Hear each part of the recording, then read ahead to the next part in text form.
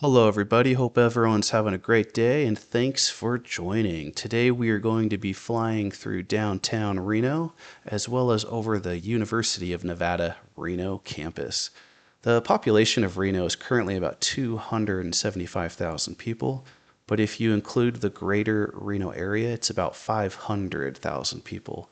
Reno is pretty high in elevation. It's about 3/4 of a mile high at about 4,505 feet.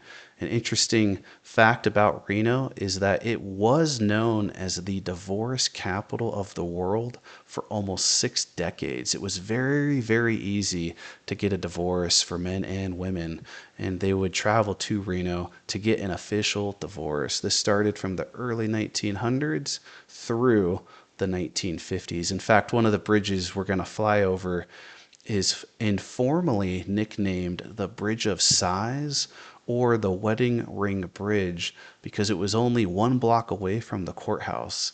And when they would get their official divorce, they would exit those doors, walk 1 block, and once they hit the bridge, they would toss their wedding rings into the river below.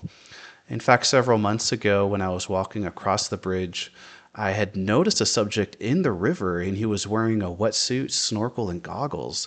I had asked him, "What are you doing?" And he said he was looking for wedding rings due to finding several over the past few years, and then he would trade them in and acquire money. Just as a quick side note, there was a movie made about Reno as being divorce capital in 1961 with Marilyn Monroe, and she was on this bridge in one of the scenes. And in the scene, she contemplated throwing her wedding ring, but ended up not doing it. And the cool or interesting aspect about this movie, The Misfits, was it was only supposed to take 90 days, but Marilyn, for whatever reason, was always habitually late to set. And so 90 days ended up taking about 6 months to officially complete the movie. And it's the bridge that we're coming up to right here. In the courthouse, although it's different now, but the courthouse back then is right to our bottom left. So this is the courthouse right there. They'd walk out those doors and they'd just walk up about 1 block north. And then this is formerly known as the Virginia Street Bridge, but still known informally as the Bridge of Sighs. That whale we just passed on the right side is pretty interesting as well.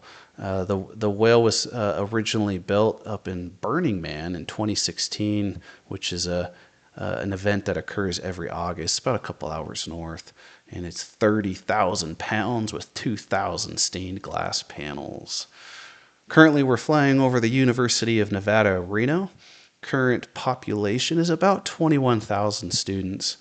Out of 21,000, 18,000 are pursuing a 4-year degree, and the remaining 3,000 or so are pursuing an advanced degree.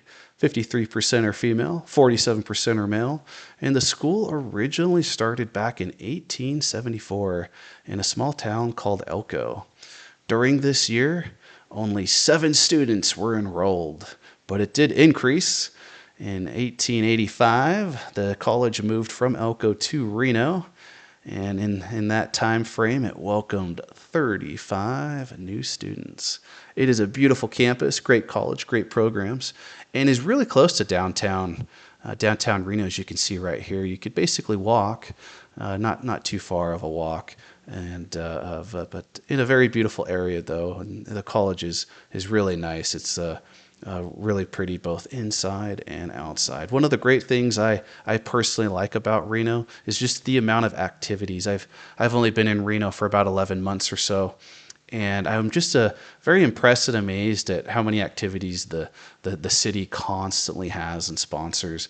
For example, we just had the Reno River Festival, where you take a river raft if you want to, and you'll go down the Truckee River, which flows through Reno. It costs about $25 per person, and the raft can fit up to 6 people.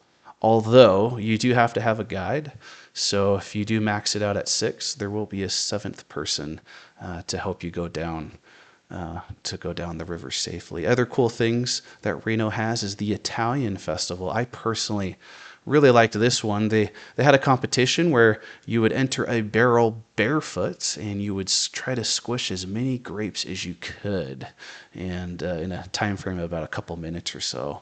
They also have the Hot August Nights that occurs in August for about 10 days, and over 5,500 classic cars will take over downtown right here, actually, in this area. So just a couple of cool things to mention in regards to activities. In regards to the Reno sign, it has changed names a few times over the years. It first began in 1901, and Reno was nicknamed the biggest little city on the Pacific coast. That changed in 1910. Local businessman was promoting a heavyweight boxing match and changed it to the biggest little city on the map. And then in 1929, the city had a competition, and it was formally changed to the biggest little city in the world. And that is what its current slogan is, and has remained ever since 1929.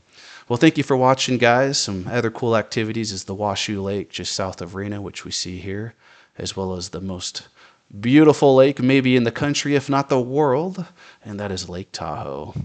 Hope you have a good rest of the day, and hope you enjoyed the video. Thanks, bye.